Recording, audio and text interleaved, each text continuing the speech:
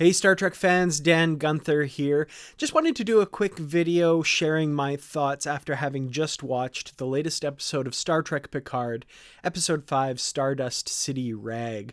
The episode was written by Kirsten Beyer and directed by Jonathan Frakes. First of all, I find it interesting that this episode really focuses on the character of Seven of Nine a great deal. And it makes sense that Kirsten Beyer was the writer of this episode, given that she has done so much work on the Voyager novels and bringing forward the stories of the Voyager crew and specifically Seven of Nine. This opening scene of the episode with Icheb came as a pretty big surprise to me. I was not expecting that character to be in Picard, let alone having this tragic part of his story told. Icheb has also been a recurring character in Kirsten Beyer's Voyager novels.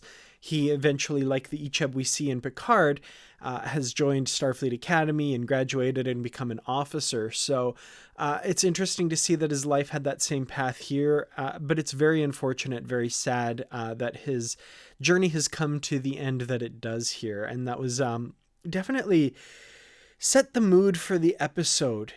We can see the trauma of Seven of Nine's past and what she's gone through. It's something we get told later in the episode, but seeing her dealing with that here at the beginning of the episode really sets the stage for the journey that she's going to be on through the episode. And I thought that was very powerful, very well done. I have to say, Jeri Ryan just totally killed it in this episode. She is the star of this episode and completely knocked it out of the park. I have to admit, given some of the previews that we've seen and the preview shots of them in costume going down to Free Cloud and stuff, I was a little trepidatious about this episode. I thought it might verge on the overly silly. Not that Star Trek hasn't been silly in the past, but I think they did a really good job here, and the kind of flamboyant costumes they're wearing fit in the environment that they're going into here. I have to admit, when Picard first started doing the over-the-top French accent and his like kind of Bond villain character or whatever it was, I was a little worried as well, but he really sold me on that. He did a really good job, and it made sense to really distinguish himself from the part of Picard, given that Picard is a fairly well-known figure. So, having the beret and the eye patch and the really thick over-the-top accent, I think worked really well. And Patrick Stewart pulled it off in a way that I really didn't think he'd be able to. So kudos for that. Another thing that I want to talk about is the sheer number of Easter eggs and kind of canon connections in this episode. I will, of course, still be doing a separate video about those, and there are quite a few to pick through here. So yeah, definitely no shortage of those.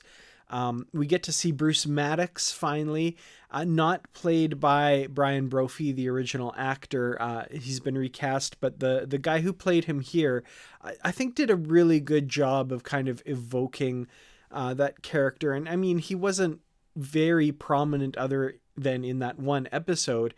So I think, there are enough touchstones here, and there's been enough time since we saw him that it didn't bring me out of the story too much that this was a new actor playing the part. I think one thing that obviously also needs mentioning is Dr. Agnes Jurati and her role in this episode. I think it's pretty obvious now that she's been co-opted somehow by Commodore O, and people have pointed out in the trailers we see her being mind melded with. So there might be some sort of mind control going on. We certainly see indications of that when the EMH pops up asking about her psychological emergency. The first time that happened, I thought, she was just panicking just a little in over her head.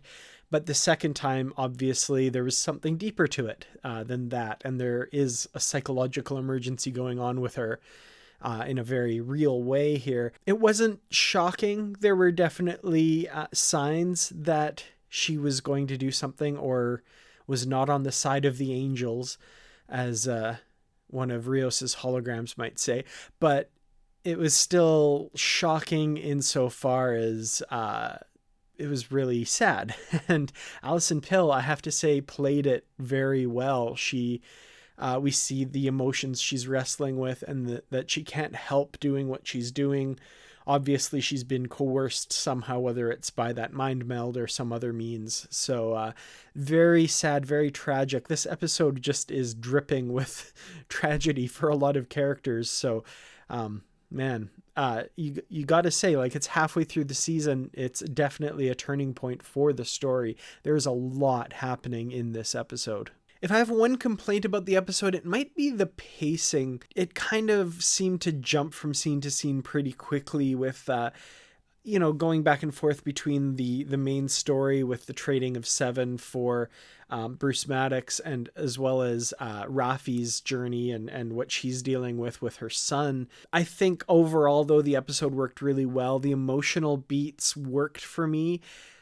Maybe with a bit of the exception of the Rafi part. I'm only partway through the novel that explores their backstory, so I knew a little bit about that going in, but I haven't finished that novel yet, and I'm curious if there's kind of more of a backstory with her and the kid. It's pretty clear that she's distanced herself from her family, of course, because of her obligations to Starfleet and the rescue mission. In this episode, we see the fallout from that and how that's destroyed the relationship between her and her son, that and her substance abuse and other issues like that. So some really good stuff there.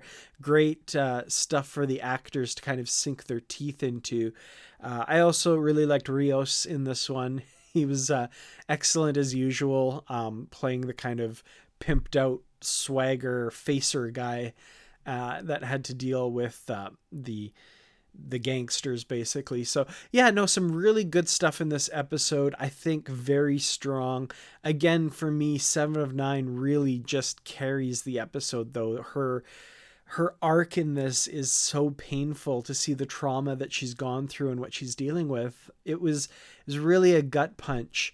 Right, of course, from that first scene with Icheb right through to the end, to see the kind of person that she's become, one of these Fenris Rangers fighting for those who have no hope. That really personal part of the journey where she has had so much taken from her and has lost hope, basically, and doesn't see the universe through the same lens that Picard can. Picard, she says, still has hope, but she doesn't. So that was really affecting watching this, and yeah, I'm going to have to sit with that, and I want to watch it again and really absorb that, because yeah, it's really sad to see a character that you love go down this road. But again, it's realistic, the stuff that she's gone through. Not every story is going to be, all sunshine and roses. This is some pretty heavy stuff. I just want to also say that we're 5 episodes into the series, which, with the truncated season means we're halfway through the season now, which is crazy to think. But like 5 hours into the series, and I just wanted to look, the first 5 hours of Star Trek The Next Generation, we had Encounter at Farpoint Parts 1 and 2, The Naked Now, Code of Honor, and The Last Outpost. Now, I know it's not fair to compare that series and how it started to this series. These are established characters, 1 or 2 established characters. I guess most of these are new characters, but this is a more established universe and that sort of thing. But still, I just look at how far we've come. I love Star Trek The Next Generation, but I would say that those 5 hours that started the series were not the strongest. And for any Star Trek series to have the first 5 episodes be this strong and consistent is kind of mind-blowing to me. And the fact that I'm enjoying this so much, and the people I talk to, the people that I watch weekly with, are enjoying it so much, is it just really fills me with hope for this series and for Star Trek going forward. So halfway through, really looking forward to the back half of the series. I'm hoping we see 7 of 9 again. It feels like we will, that the way they kind of left it. It feels like she's leaving, but with that little bit of possibility that she might be brought back for some reason, and I hope that's the case. So Excellent episode. Kind of had me trepidatious to begin with, but really pulled it off in the end for a great hour of Star Trek. So I want to hear your guys' thoughts in the comments below. Let me know what you thought of this episode. Thanks for watching this quick little, just my initial reflections on the episode. And thank you, of course, to the Patreon supporters for helping bring all of these videos to you. I really do appreciate it. Thank you, everyone else, for watching and liking, sharing, and subscribing. I will see you probably tomorrow for the live show. We'll still be doing that, me, Bruce, and Brandy talking about this episode. And then after that, of course, I will have a review of all of the Easter eggs and canon connections from this episode. But until then, thank you so much for watching. I'll see you in the next one, and live long and prosper.